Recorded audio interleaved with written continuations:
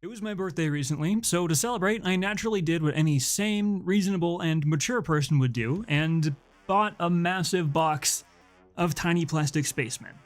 And new armies always come with new opportunities for new paint schemes and new kit bashes. It doesn't help that I tend to prefer the 30k Legion schemes to the 40k ones. And there are a ton of unique color schemes to choose from, but if I want to get this box painted in any reasonable time frame, I'm gonna need to choose fast. Luckily, I think I've got it narrowed down to two. I've already got like 7,000 points of Blood Angels, so probably not them. I think I'm deciding between the Dark Angels and the Sons of Horus. To finally choose between the two, I'm going to give myself a bit of a challenge. I'm going to kit bash, convert, and paint up two bespoke character models, and whichever one I like best at the end of that process will set the tone for the rest of the army. So, welcome to Gone Hollow Minis. My name is Colt, and today we're figuring out if I should pledge my allegiance to the Emperor and the Lion, or to the Warmaster and the Dark Gods.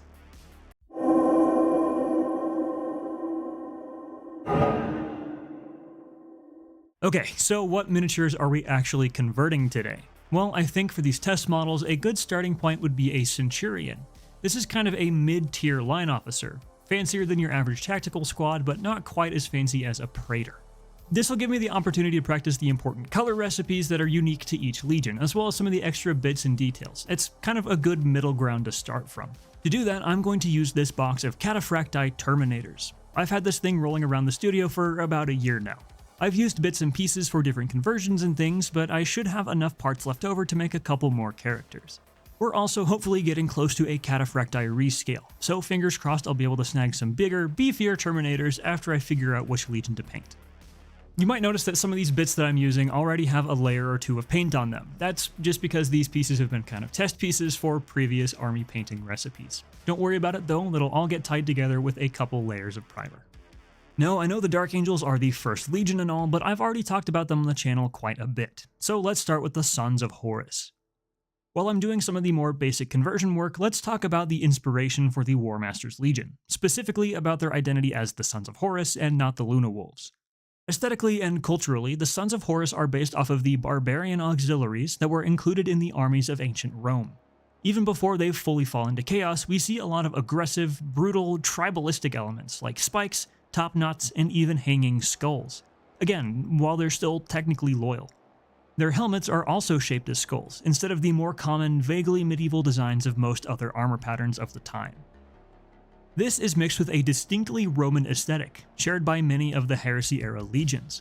We see plume crests mixed with top knots, and very Romanesque standards, including the metal thalera, also used to decorate armor. This places the Sons into a very interesting visual aspect. The mix of Roman and barbarian, the constant struggle between aggression and civility, born plainly in their decorations and visual identity. And then there's the armor color. Man, do I love this shade of green. I've already yapped about it, especially in my Elden Ring series, but this kind of dark sea green teal turquoise is a really unique color for Space Marines. That, coupled with the dirty brass trim and black details, makes for a really unique color scheme that I'm super excited to try and recreate. But back to the mini itself. As you can see, the first thing I did was to use a bit of green stuff to extend the torso a bit, just to scale him a bit better with the rest of his Marines. It's not perfect, but good enough for a test model. His head is taken from the new Mark II Centurion kit, which I think is the unsung hero of the Saturnine box. He gets overshadowed, but I really love all of the detail on him. And this masked head is just perfect for the Sons of Horus. All I did was clip it away and sand it down until it fit into the gorget, and stuck it on in. For the arms, I decided to go ahead and use a bit more green stuff. Using a little putty here lets me be a little more creative with how I pose my Centurion, since the Cataphracti arms are pretty much just flat cuts with the torso. One of the unique weapons that the Sons of Horus get are Banestrike bolters, specifically for the Centurion a Banestrike combi bolter, even though it looks like it only has one barrel. Not sure what's up with that. These look more or less like a regular bolter, but fire specialized rounds. The Forge World pieces also have mirror coins on them. These are tokens used in Chthonian traditions as symbols of death, placed on the eyes of the deceased. Kind of a cool detail with an interesting backstory. I made mine using an Inceptor bolter to get a slightly larger weapon. Then I added the optic from an Infiltrator's bolter, attached a chain to the front, and used slivers of polystyrene rod to emulate the look of the mirror coins. The Legion also gets a handful of special melee weapons, most commonly a few different types of axes. These are cool, but maybe aren't as brutal as I'm looking for on this one-off model. So instead, I'm using a spare Deathwing Knight mace as a power maul. Last couple of details. Firstly, spikes. Lots of spikes. But not the usual spindly chaos spikes. Instead, we see a lot of wider, more angular, square-based spikes that we can recreate pretty easily. This is just some square styrene rod, and I'm going to carefully snip and whittle away at the edges until I have roughly symmetrical sides. Then we can just snip this off and place it onto our pauldrons. Two final details are top knots and skulls. These both come from Chthonian tradition, and aren't inherently chaotic. Even the skulls are symbols of honor and respect. Chthonian barbarian gangs would behead worthy and respected foes, plating them in gold and carrying them into battle, both to strike fear into their enemies and to honor the worthy dead. I also gave this guy a cape to set him apart a bit more from the rank and file, attaching it to his back and beneath one pauldron via a tilt shield. And there we have our Sons of Horus Centurion all kit bashed up. I think this guy really fits with the Legion identity, and I can't wait to get him painted up. But first, we have another Legion to represent. The Dark Angels, the First Legion. The holders of terrifying Dark Age weaponry and honorable Knights of Destruction. They are the Emperor's right hand, his most loyal legion, until they weren't, but don't worry about that part. As I mentioned, this is definitely not my first foray into the Dark Angels. In fact, I like to paint my 40k Dark Angels in their 30k color scheme. So I won't belabor their inspiration and Legion aesthetic here. They make it pretty obvious. The Dark Angels get to upgrade certain Centurions into Paladins, which comes with a couple rules. Most importantly, it's cool. So we'll be styling this guy after the Inner Circle Cenobium Forge World models. I've messed with this idea a little bit before, using bits and pieces from the Cataphracti kit on some Deathwing Knights. Today, we're going to do the exact opposite. I'm going to use the spare Deathwing Knight torso that you get in the new kit, shave away a lot of the armor panels, and use the robes to attach the standard Cataphracti gorget. It feels kind of backwards to be doing this after all that effort I put into Deathwing Knights, but I think the end result is still pretty cool. It did take quite a bit of green stuff to actually fill all of these gaps though. Now for his pose. Man, did I make this tough on myself. One of the upgrades for being a paladin is getting a Tyrannic Greatsword for free, so I felt obligated to show that on the model. Space Marine holding sword isn't exactly new though, so I wanted my paladin to be actively drawing his blade. Man, was this a pain. It started with the scabbard. This is from Azrael's Little Watcher in the Dark. I gave mine the helmet option, so I had an extra scabbard. I just clipped away the extra plastic and filled the missing bits with green stuff. The idea was to have the scabbard in one hand, the sword being unsheathed by the other. For the effect, I could just clip off the tip of an Inner Circle companion sword and attach it to the scabbard. All well and good, right?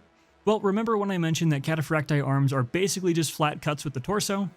Turns out it's kind of hard to get natural poses when you're limited to the articulation of an 80s Star Wars action figure. It took about an hour of tinkering, green stuffing, and gluing to get everything to fit right. Like really, it was infuriating. I think it looks really good on the final model, but man did it make me work for it. Like the Sons of Horus Marine, I also gave the Paladin a shoulder cape, largely to help hide the frantic green stuff work. After that though, it was just a matter of adding some extra bits and details. Some tilt shields, some little feathered bits I cut from a printed resin helmet, and a little sword hilt to go between them. Just general knightly greebles, you know the type. At the end of all that, I was left with this. I definitely think that all of the work that went into the pose was definitely worth it. I think both of these are pretty effective kit bashes. Definitely fancier than your standard Tactical Marine or Terminator, but maybe not quite as fancy as a Praetor would be. A nice middle-of-the-road officer. But now to paint these guys up, and let's start with the Sons of Horus Marine. I'd like to work on this recipe a little bit more, but we'll go ahead and touch on it now. After a black prime, we're going to base coat the whole model with Army Painter Scarab Green. This will be our shadow tone, and you can apply this as a shade later if you'd like, especially if you're using a brush and doing this by hand. After that, we're going to use an airbrush to apply some midtones of Army Painter Temple Gate Teal. Make sure to leave Scarab Green in the recesses and shadows, but otherwise use this layer to block out our shapes and start our highlights. For our next highlight, we're going to mix in a bit of ochre brown. This will give us a slightly lighter color with a dingier yellowish brown hue. This keeps things nice and dirty in preparation for our final highlight.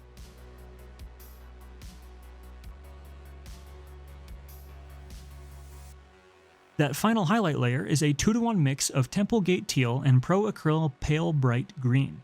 This desaturates our highest highlights, and really brings our recipe in closer to the old Forge World color plates that I personally really like. We'll finish that off with some edge chipping and highlighting. This is a 1-to-1 mix of Temple Gate Teal and Bright Pale Green. Using a sponge, we can add some bigger chips and scratches, then go back through and detail them with a dark brown. After that, it's time for a gloss varnish and decals. This sets us up for the oil wash. This is raw umber mixed with a tiny bit of burnt sienna. I wash this into all the crevices and recesses to really dirty things down.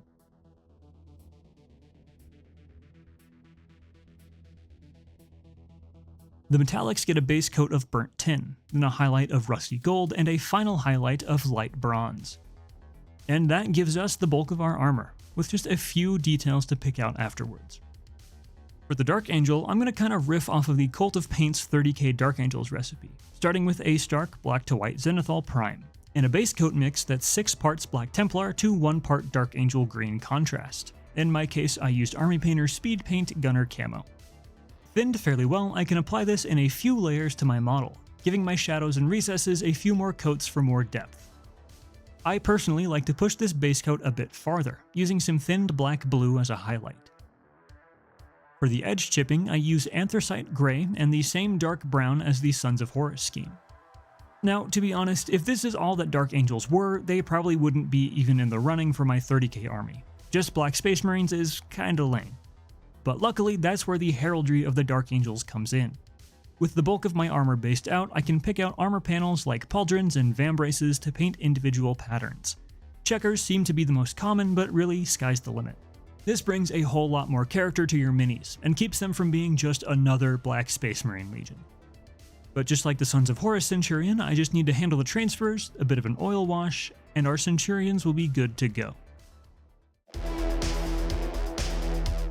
Man, these guys turned out beautifully. I really enjoyed working with these character models. A few more details than your standard Marine, but not as much pressure as a Praetor or, Emperor forbid, a Primarch. The only problem though is that I kind of like both of them.